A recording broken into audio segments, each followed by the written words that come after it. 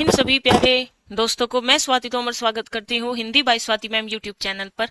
तो जैसे ही मैंने आप सभी को बताया था कि आपका UPSSC पैट हिंदी का प्रैक्टिस सेट शुरू हो चुका है, तो आज हमारा 5वां प्रैक्टिस सेट है। कौन सा? 5वां। तो हम इस 5वें में देखेंगे बेटा कि हमारा पहला क्वेश्चन क्या है। हूबहू बिल्कुल एग्जाम वाले पैटर्न से मैं लेकर प्रैक्टिस सेट को चल रही हूँ, और 1 सितंबर से आपकी डेली मैराथन होगी, डेली टॉपिक वाइज। आज वर्तनी की मैराथन है, आज वाक्य शुद्धि की मैराथन है। तो अभी हम प्रैक्टिस सेट पर ध्यान देंगे और एग्जाम के टाइम पर मैं बिल्कुल बेहतरीन तरीके से आपका रिवीजन करवा दूंगी। हमारा पहला क्वेश्चन है कि अतीत के चलचित्र किसकी रचना है। तो ये सभी को पता है, महादेवी वर्मा।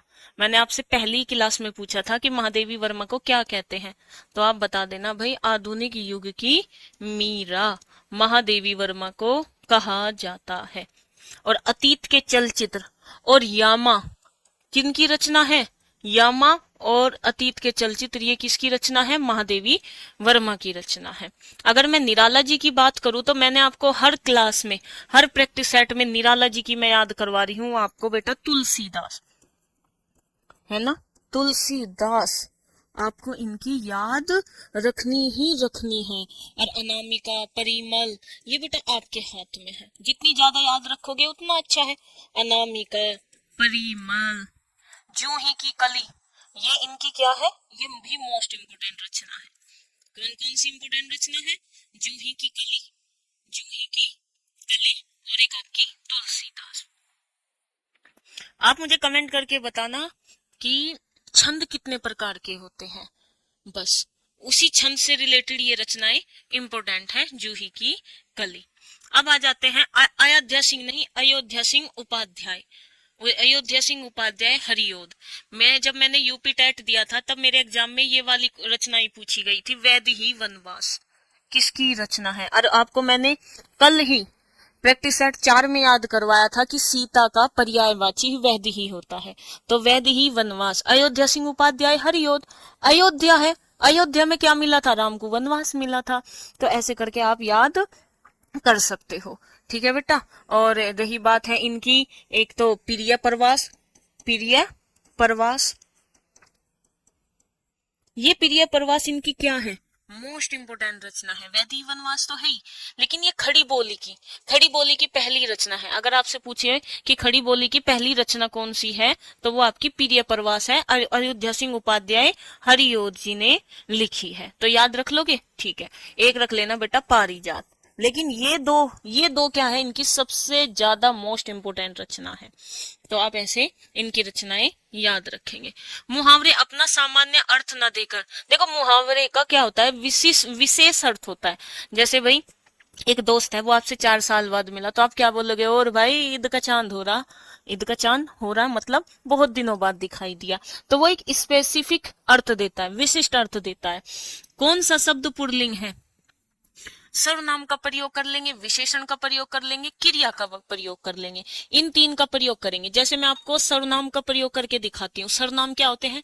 मैं, मेरा, हम, तुम, हमने, उनको, उनकी। तो देखो मैंने बोल दिया मेरा वचन, मेरी वचन नहीं, मेरी हानि। हानि कितनी हुई? मेरी हानि हुई। मेरी प्यास, मेरी प्यास कह लीजिए, या कह लीजिए बड़ी प्यास लगी है, या प्यास लगी है।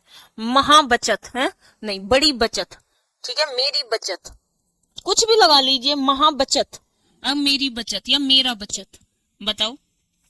बड़ी बचत, आपको कह दे, कोई दुकानदार है, आपसे कह दे कि भाई कितनी बचत हुई? अरे भाई को तो बहुत बड़ी बचत हो गई, बहुत बड़ी बचत हो गई। बड़ी क्या है यहाँ? बड़ी यहाँ विशेषण का काम कर रहा है। अधिक प्यास लगी है, ज्यादा प्यास लगी है ना। मेरी हानि। तो क्या पूछा है इसमें? कौन सी पुल्लिंग शब्द है? तो पुल्लिंग शब्द है बेटा वचन। कौन सा शब्द है बेटा? वचन। हो गया। तो ये क्या है? हानि, प्यास और बचत, ये आपकी स्त्रीलिंग है। मैंने मेरे को सुधार लिया है। अरे जहां भी आपको ये मिले ना, मेरे को, तेरे को, तुझको, पुझको, ये सब गलत है। मैंने मेरे को सुधार लिया। आप बोल लीजिए मैंने, आप ये बोल सकते हैं मैंने अपने को सुधार लिया है। क्या बोलेंगे? मैंने अपने को सुधार लिया है, खुद को। मैंने अपने को सुधार लिया है। तो ये सर्वनाम संबंधी आपकी क्या है, सर्वनाम संबंधी अशुद्धि है।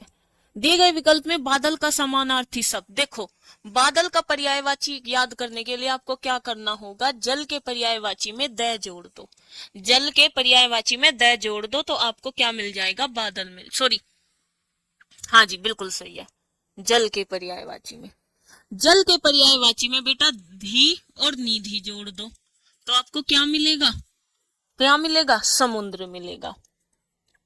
जल के पर्यायवाची में आप जय जोड़ दो आपको कमल मिलेगा, क्या मिलेगा बेटा, कमल मिलेगा।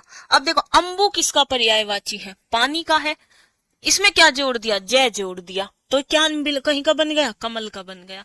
नीर किसे कहते हैं, पायल, उसका सुना है ना सपना चौधरी का गाना, पायल भी मैं खन खाऊं और नीर भरण में जाऊं, नीर भरण मतलब पानी भरने जाऊं तो क्या है, जय जुड़ गया पानी के पर्यायवाची में, मतलब कमल है।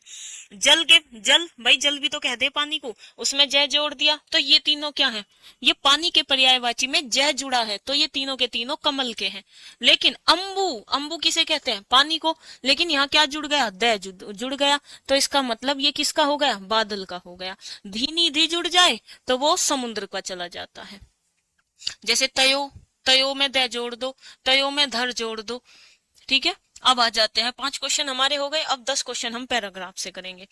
पैराग्राफ को करने का यही तरीका है कि जो आपको जल्दी जल्दी में पढ़ना है, जो चीज आपको लगे कि हाँ भाई ये इंपॉर्टेंट है तो उसे अंडरलाइन करते चलो। चलो भाई करो। साहस की जिंदगी सबसे बड़ी जिंदगी होती है, तो किसकी जिंदगी, साहस की जिंदगी।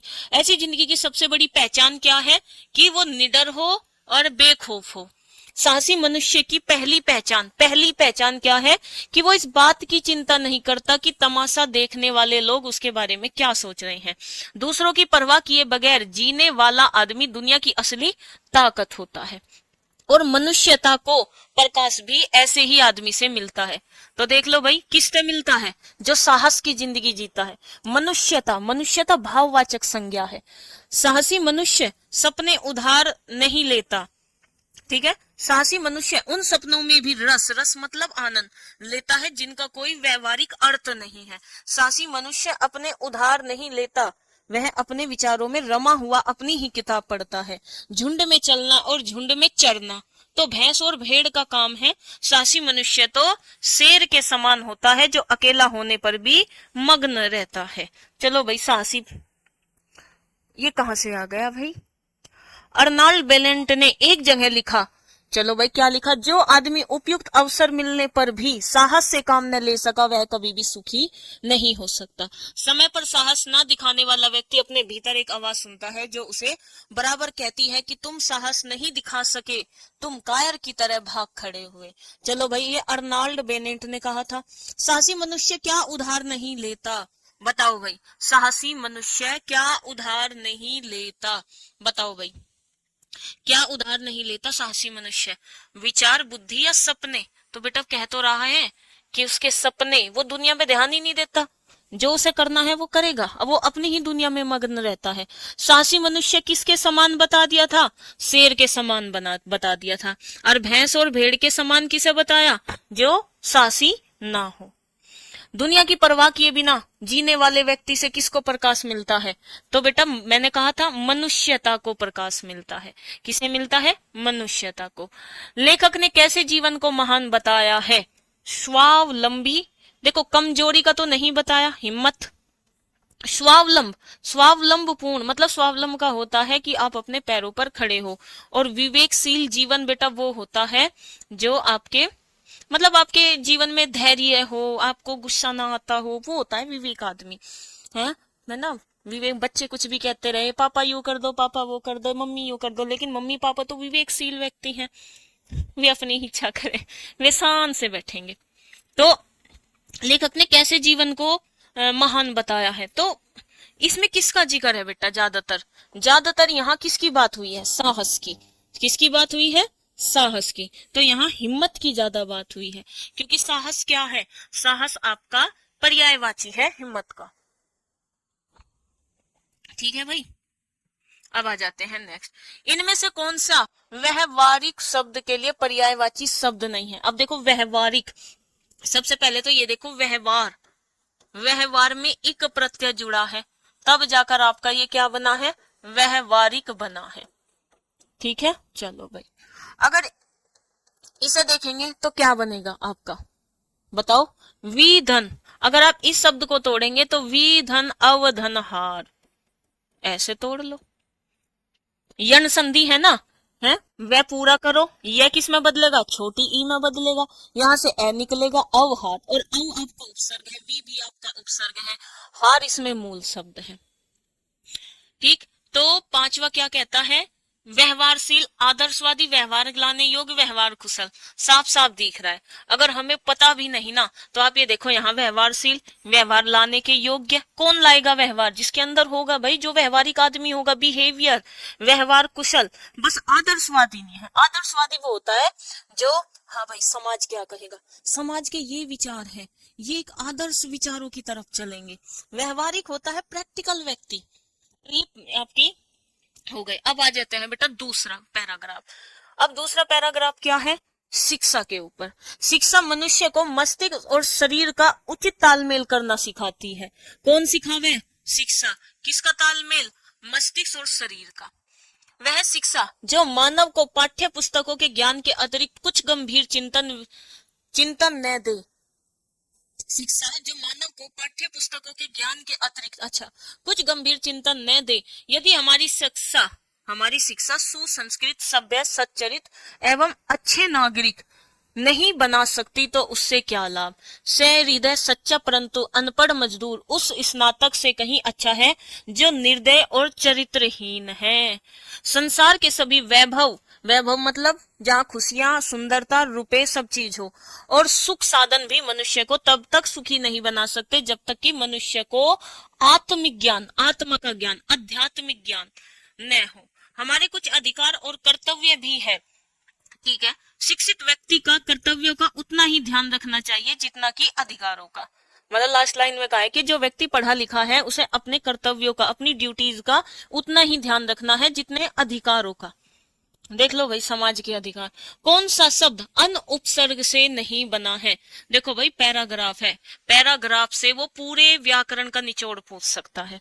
तो पैराग्राफ सबसे हिंदी में सबसे एंड में पढ़ाए जाते हैं मेरे अनुसार, क्योंकि जब तक आपका व्याकरण नहीं होगा, तब तक आपकी शब्दावली नहीं होगी, जब तक आपका साहित्य नहीं होगा। क्योंकि पैराग्राफ ना बेटा कहीं से भी कुछ भी कंटेंट उठा सकते हैं और उसमें कुछ भी पूछने की संभावना रहती है। अन्न, देखो अगर मैं देखूं तो इसमें अन्न उपसर्ग है, अन्न धन उपकार। ठीक, अनुपम, अनुपम में भी बेटा अन्न उपसर्ग है, उपम, उपम। अनपढ़, अनु उपयोगी, तो बेटा इसमें अन्न धन उपयोगी है। देख लो भाई, साफ साफ दिख रहा है, अनुपसर्ग है। अनपढ़ में बेटा अन्न उपसर्ग नहीं है। मनुष्य तभी सुखी कहा जा सकता है जब बेटा उसे क्या हो, जब उसके पास क्या हो, आध्यात्मिक ज्ञान हो। क्या हो बेटा उसके पास, आध्यात्मिक ज्ञान हो। चलो भाई, सुख साधन का विग्रह और समास है। मतलब सुख साधन का आपको क्या करना है, समास विग्रह। तो सुख के साधन, सुख रहने के लिए भी तो साधन चाहिए ना, तो आप क्या बोलोगे, सुख के साधन। तो बेटा समास विग्रह से हमें पता चल गया कि ये तत्पुरुष समास है। ठीक है, तत्पुरुष समास। क्यों, क्योंकि इसमें का के की विभक्ति आ रही है, मतलब इसमें संबंध कारक है ना। कौन सा, संबंध कारक। सुख से, सुख के साधन तत्पुरुष है, और तत्पुरुष में भी कौन सा है, संबंध तत्पुरुष समास है। चलो भाई, वह अशिक्षित शिक्षित व्यक्ति से अच्छा है जो क्या हो बेटा, बताओ। अच्छा क्वेश्चन है, बहुत ही अच्छा क्वेश्चन है। साफ साफ बता दिया था कि शिक्षित व्यक्ति से अच्छा है जो दयालु और सत्यचरित हो, मतलब जिसके अंदर दया हो और अच्छा चरित्र हो। बहुत से ऐसे व्यक्ति हैं बेटा जो शिक्षित भी हैं लेकिन दया धर्म नहीं है उनके मन में, उनका चरित्र अच्छा ही नहीं है। ध्यान रखना, आज मैं एक बात आपको बता देती हूँ, अगर आप किसी का चरित्र देखना चाहते हो ना, स्पेशली किसी का भी, लड़का हो या लड़की हो, तो बेटा अच्छा चरित्र है या बुरा चरित्र है जानने के लिए आज सबसे पहले आपको ये रुपये बता देते हैं। ये कलयुग है, कलयुग बता देगा कि आप एक आदमी को, एक लड़के को जी भर के रुपए दे दीजिएगा, तब जब वो व्यवहार करने लगेगा, जो उसके गुण होंगे, तब पता चलेगा कि वो अच्छा चरित्र है या बुरा चरित्र है। कोई लड़का है, गरीब है, संघर्ष कर रहा है नौकरी के लिए, नहीं पता चलेगा उसका चरित्र अच्छा है नहीं है। लेकिन जब वो कामयाब हो जाए, जब उस पर रुपए आ जाए, तब एक लड़के का चरित्र पता चलता है कि अच्छा है या बुरा है। अच्छी शिक्षा की विशेषता नहीं है। अच्छी शिक्षा की विशेषता नहीं है, ये बताएंगे। देखो, अच्छी शिक्षा क्या करेगी? आत्मिक बनाएगी, मतलब आध्यात्मिक ज्ञान देगी। अच्छा चरित्र बनाएगी, अच्छा चरित्र बनेगा तो अच्छे नागरिक बनोगे। सुसंस्कृत, अच्छी संस्कृति। अनु उत्तरदायी, मतलब जो आपका उत्तरदायित्व है उससे पीछे हटना। तो ये अच्छी शिक्षा की विशेषता नहीं है। तो सभी प्यारे बच्चे Hindi by Swati ma'am YouTube channel को लाइक, शेयर और सब्सक्राइब करेंगे। और Hindi by Swati ma'am Telegram group को ज्वाइन कर लेंगे।